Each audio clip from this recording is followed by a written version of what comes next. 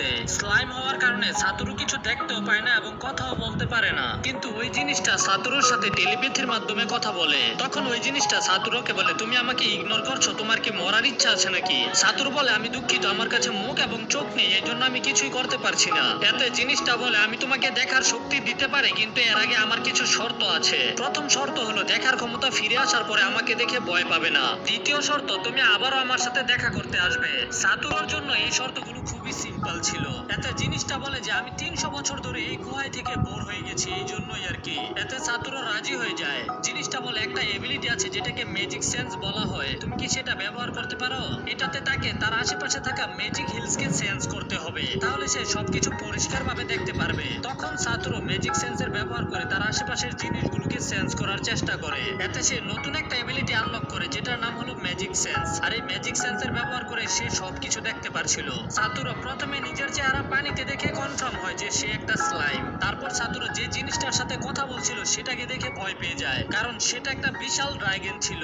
ড্রাগনটি নিজের পরিচয় দেয়, তার নাম হলো বেলডোরা দা স্ট্রং ড্রাগন। সে 4টা আসল ড্রাগনের মধ্যে একটা। বেলডোরা বলে, ওই স্লাইম, আমাদের শর্ত মনে রাখবি? এতে সাতোরু ভয় পেয়ে বলে, হ্যাঁ হ্যাঁ আমি মনে রাখবো। এটা বলে সে সেখান থেকে চলে যেতে চায়, কিন্তু বেলডোরা ওকে থামিয়ে দেয়। বেলডোরা ওকে জিজ্ঞাসা করে, তোকে দেখে মনে হচ্ছে তুই কোনো সাধারণ স্লাইম না, কারণ তুই চিন্তা করতে পারো, অন্য কোনো স্লাইম চিন্তা করতে পারে না। তুই কি ইউনিক নাকি যাদের কাছে এক্সট্রা অর্ডিনারি এবিলিটি থাকে? সাতোরু বলে, আমি আসলে জানি না, তবে আমি আগে একটা হিউম্যান ছিলাম। আমি ছুরির আঘাতে মারা যাই আর ব্যাম, তারপরে আমি এই রূপে এখানে। বেলডোরা বলে, ও আমি বুঝতে পেরেছি, তুমি রিইনকার্নেটেড হয়েছো, কিন্তু তুমি যেভাবে এই দুনিয়াতে এসেছো এটা খুবই আনকমন। আসলে এই দুনিয়াতে অন্য মানুষেরা এসেছে, কিন্তু তুমি প্রথম যে রিইনকার্নেটেড হয়েছো। সাতোরু বলে, তাহলে আমাকে ছাড়াও এই দুনিয়াতে অন্য দুনিয়ার মানুষ রয়েছে, হয়তো এখানে জাপানের মানুষ থাকতে পারে, তাই আমি চিন্তা করছি আমি তাদেরকে খুঁজে বের করব। বেলডোরা বলে, কি হয়েছে, তুমি এত তাড়াতাড়ি চলে যাবে? সাতোরু দেখতে পায় যে বেলডোরা মন খারাপ করে ফেলেছে, এই জন্য সাতোরু বলে যে, ওয়েল, আমি এখানে একটু বেশি সময় থাকলে কোনো সমস্যা হবে না। এটা শুনে বেলডোরা খুশি হয়ে বলে, তুমি যতক্ষণ মনে চাও এখানে থাকতে পারো। তখন সাতোরু সময় কাটানোর জন্য বেলডোরাকে জিজ্ঞাসা করে, তুমি এই গুহাতে বন্দি কেন? বেলডোরা বলে, এটা একটা গ্রেট স্টোরি। এই ঘটনা 300 বছর আগের। আমি অ্যাক্সিডেন্টলি পুরো একটা শহরকে পুড়িয়ে ফেলেছিলাম, এই জন্যই আমাকে একজন থামাতে আসে, তবে আমি তাকে অনেক দুর্বল মনে করেছিলাম, এই জন্য আমি শুধু আমার অর্ধেক শক্তির ব্যবহার করেছি, কিন্তু তারপরেও আমি হেরে যাই। সাতোরু বলে, তোমাকে দেখে মনে হচ্ছে তুমি অনেক শক্তিশালী হবে, তাহলে তোমার অপোনেন্ট অনেক শক্তিশালী ছিল? বেলডোরা বলে, হ্যাঁ অনেক শক্তিশালী, মানুষেরা তাকে হিরো বলে, তার কাছে ডিভাইন প্রোটেকশন রয়েছে, কিন্তু সেটা কোনো সমস্যা না। সমস্যা হলো তার ইউনিক স্কিল, যেটার কারণে আমি হেরে যাই, আনলিমিটেড ইমপ্রিজনমেন্ট।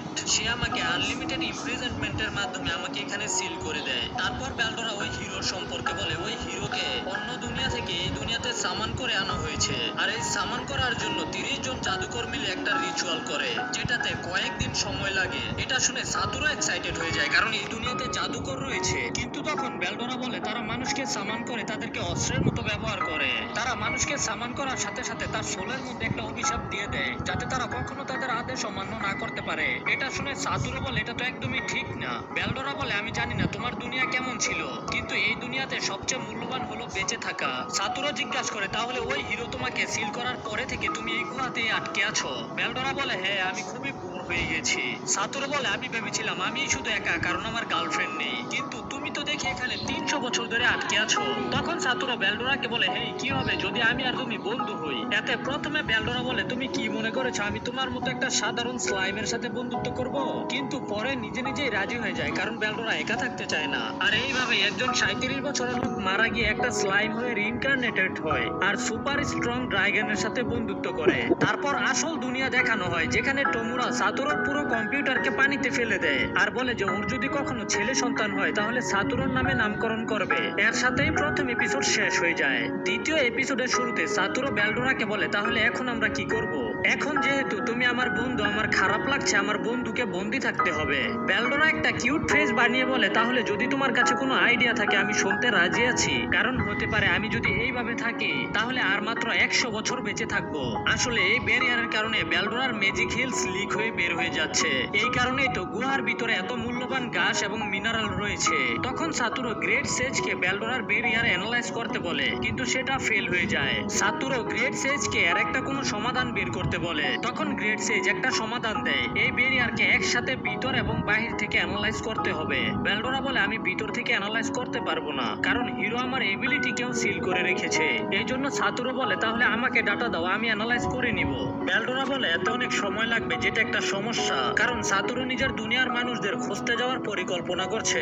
এটা শুনে সাতুরো বলে যে ও হ্যাঁ, আমরা একটা জিনিস ট্রাই করতে পারি। সাতুরো অনেক ভয়ানক ভাবে বলে কেমন হবে যদি তুমি আমার পেটে ঢুকে যাও। এটা শোনার পরে সেখানকার পরিবেশ একেবারে শান্ত হয়ে যায়। সাতুরো বলে দেখো আমার কাছে প্রেডিটার এবিলিটি রয়েছে, আমি আনলিমিটেড ইমপ্রিজনমেন্টের বাইরে থেকে অ্যানালাইজ করার চেষ্টা করব, আর তুমি সেটাকে ভিতর থেকে ধ্বংস করার চেষ্টা করবে। এতে বেলডোরা ভয়ানক ভাবে হেসে বলে এটা খুবই মজাদার মনে হচ্ছে, চলো করা যাক। কিন্তু সেটা শুরু করার আগে বেলডোরা বলে আমি তোমাকে একটা প্রপার নাম দিতে চাই, আর মনে হয় তোমারও আমাকে একটা নাম দেওয়া উচিত। বেলডোরার মতে এতে নাকি তাদের সোলের মধ্যে একটা কানেকশন তৈরি হবে। তখন বেলডোরা সাতুরোকে বলে ওকে আগে একটা নাম দিতে। সাতুরো সবকিছু চিন্তা করে বেলডোরাকে একটা নাম দেয়, সেটা হলো টেম্পেস্ট। বেলডোরা বলে তুমি আমার এই নাম রেখেছো? এতে সাতুরো ভয় পেয়ে যায়। তারপরে এই বেলডোরার মুড চেঞ্জ হয়ে যায়। বেলডোরা বলে এটা খুবই ফ্যান্টাস্টিক, আজকে থেকে আমার নাম হলো বেলডোরা টেম্পেস্ট। তারপর বেলডোরা সাতুরোকে একটা নাম দেয়, সেটা হলো রিমুরু টেম্পেস্ট। নাম দেওয়ার সাথে সাথে রিমুরার বডির মধ্যে কিছু একটা হয়। রিমুরু বলে আমার মনে হচ্ছে এই নামটা আমার সোলের সাথে যুক্ত হয়ে গেছে।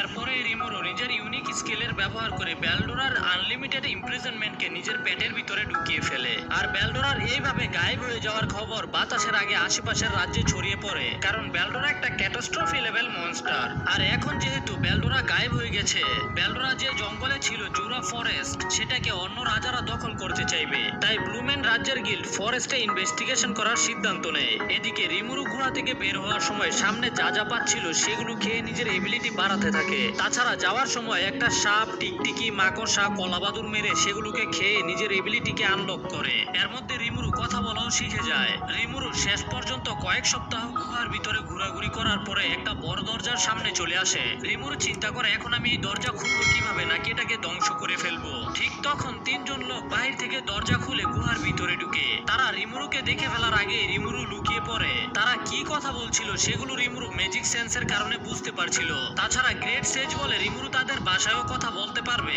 রিমুরু চিন্তা করে আমি যদি তাদের সাথে এখন কথা বলার চেষ্টা করি তাহলে আমি বিপদে পড়ে যেতে পারি। তখন ওই তিনজনের মধ্যে একজন নিজের একটা এবিলিটির ব্যবহার করে অদৃশ্য হয়ে যায়। এটা দেখে রিমুরু খুবই অবাক আর বলে যে খালি চিন্তা করেন, এই এবিলিটি দিয়ে আপনি কি কি করতে পারবেন? মানে দুজন ছেলে মেয়ে পার্সোনাল কিছু করতেছে, তখন তুমি গায়েব হয়ে পাশে দাঁড়ায় থাকলা। এগুলো কিন্তু আমার চিন্তা না, এগুলো রিমুরু চিন্তা করতেছে। যাই হোক, তারপরে রিমুরু গুহার বাইরে থেকে বের হয়ে যায় আর প্রথমবারের মতো এই দুনিয়ার সূর্য দেখে। আর তখনই কিছু গবলিন রিমুরুর সামনে চলে আসে। গবলিন গুলো রিমুরুকে ভয়ে ভয়ে বলে হে মহান শক্তিশালী, আপনার কি এই জঙ্গলে কোনো কাজ আছে? এতে রিমুরু অনেক কনফিউজ ছিল যে ওরা কাকে শক্তিশালী বলছে। রিমুরু তখন গবলিনদের সাথে কথা বলার চেষ্টা করে, কিন্তু এত বেশি জোরে শব্দ করে এতে গবলিনদের 12টা বেজে যায়। ওরা রিমুরুর কাছ থেকে ক্ষমা চাইতে থাকে। এতে রিমুরু জিজ্ঞাসা করে তোমাদের কি কিছু দরকার আছে? গবলিন গুলো বলে আমরা এখানে একটা পাওয়ারফুল মনস্টার সেন্স করতে পেরেছি, এই জন্য ইনভেস্টিগেশন করতে এসেছি। আর ওই মনস্টারটা হলো রিমুরু দা স্লাইম। গবলিন গুলো তখন রিমুরুর কাছে সাহায্য চেয়ে তাকে নিজেদের গ্রামে নিয়ে আসে। গবলিনদের গ্রামের লিডারও রিমুরুর কাছে সাহায্য চায়, কারণ তাদের রক্ষক বেলডোরা হঠাৎ এক মাস আগে গায়েব হয়ে গেছে। আর এই কারণেই আশেপাশের সকল মনস্টার গবলিন ভিলেজের উপরে হামলা করা শুরু করে দিয়েছে।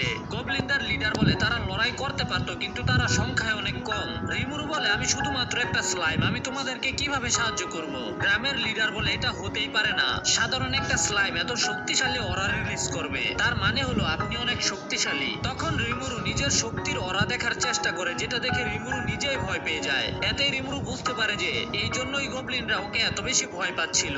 তখন রিমুরু নিজের অরাকে ভিতরের দিকে টেনে নেয়। আমরা জানতে পারি এই গবলিনদের উপরে ডায়ারউলফ নামের মনস্টার হামলা করে। একটা ডায়ারউলফকে মারতে প্রায় 10 জন গবলিন লাগে, যে কারণে অনেক গবলিন অলরেডি মারা গেছে। তাদের মধ্যে একটা নামওয়ালা গবলিন ছিল যে ডায়ারউলফের হামলা হামলায় মারা যায়। এতে গবলিনরা অনেক দুর্বল হয়ে গেছে।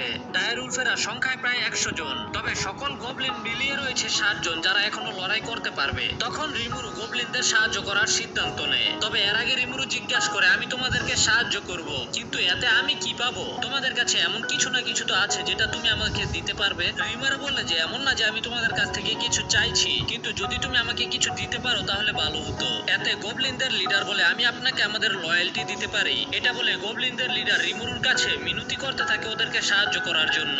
এতে রিমুরুর নিজের আগের জীবনের কথা মনে পড়ে। যখন রিমুরুর কাছে কেউ সাহায্য চাইতো তখন রিমুরু কাউকে না বলতে পারতো না। আর তখনই বাইরে থেকে ডায়ার উলফদের শব্দ শুনতে পাওয়া যায়। এতে সকল গবলিনরা ভয় পেয়ে যায়, কারণ ওরা মনে করেছে এখনই ডায়ার উলফ আসবে আর ওদেরকে খেয়ে ফেলবে। তখন রিমুরু বলে যে তোমাদের ভয় পাওয়ার দরকার নেই, কারণ আমরা সবাই মিলে তাদেরকে হারিয়ে দিব। রিমুরু তখন চিৎকার করে বলে যে আমি তোমাদের সবাইকে সাহায্য করার সিদ্ধান্ত নিয়েছি। এতে সকল গবলিনরা নিজেদের মাথা ঝুঁকিয়ে রিমুরুকে সম্মান দিতে থাকে আর বলে যে এখন থেকে তারা সবাই রিমুরুর সার্ভেন্ট। আর এইভাবেই রিমুরু গবলিনদের লিডার হয়ে যায়। এটাই হলো রিমুরুর পুরো একটা দেশ তৈরি করার প্রথম ধাপ। এর সাথে দ্বিতীয় এপিসোড শেষ হয়ে যায়।